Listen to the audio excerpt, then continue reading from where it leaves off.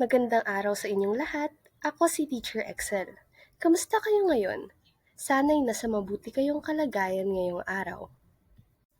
Bago tayo magsimula sa ating aralin, gusto ko munang itanong sa inyo, ano ang naiisip ninyo kapag naririnig niyo ang salitang paglilingkod? Sige nga, ano ang mga ideya ninyo tungkol sa salitang ito? Sigurado akong may mga magaganda kayong pananaw. Ngayon, talakayin natin ano nga ba ang paglilingkod. Ang paglilingkod sa kapwa ay ang konsepto ng pagtulong o pagbibigay ng serbisyo sa iba na walang hinihintay na kapalit. Isang uri ito ng pagkilos na naglalayong mapabuti ang kalagayan ng iba, magbigay ng tulong, at mag-ambag sa pagunlad ng kanilang kapakanan.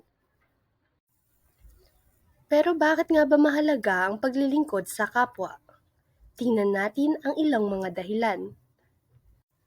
Una ay ang pagpapalaganap ng kabutihan. Ang paglilingkod sa kapwa ay nagtataguyod ng positibong ugnayan sa pagitan ng mga tao. Kahit ang mga simpleng gawain tulad ng pagtulong sa kapwa-estudyante sa kanilang mga projects ay nakapagpapalaganap ng kabutihan sa paaralan.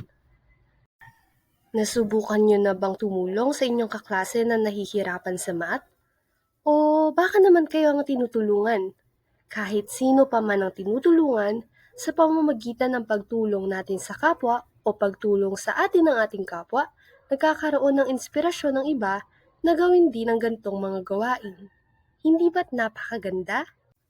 Pangalawa, pagiging responsableng mamamayan. Ang paglilingkod ay nagpapakita ng pagiging responsableng mamamayan. Isang halimbawa, ang pagiging bahagi ng mga proyekto ng paaralan ay nagpapakita ng ating responsibilidad bilang mga mag-aaral na mag-alaga sa ating kapaligiran at mga kapwa. Kayo ba? Anong mga organisasyon sa paaralan ang inyong sinasalihan? Sa high school, ang alam ko ay mayroong Youth for Environment in Schools Organization o YESO Clubs. Ito ay organisasyon para sa mga gawain para sa kalikasan.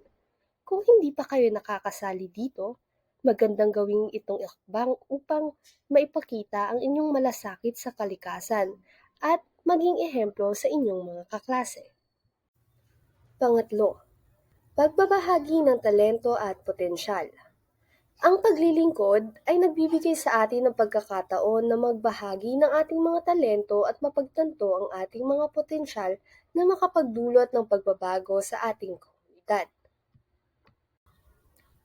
Meron ba sa inyong magaling gumuhit?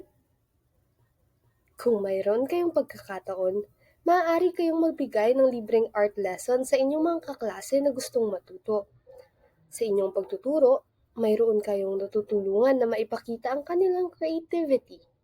Maaaring hindi lang ito tungkol sa pagguhit klase, maaari kang magbahagi ng kahit anumang talento na meron ka. Sa pagtatapos ng ating unang talakayan, nais kong pag-isipan ninyo ang katanungang ito. Paano kaya ninyo maipapakita ang pagmamalasakit sa kapwa sa inyong pang-araw-araw na buhay?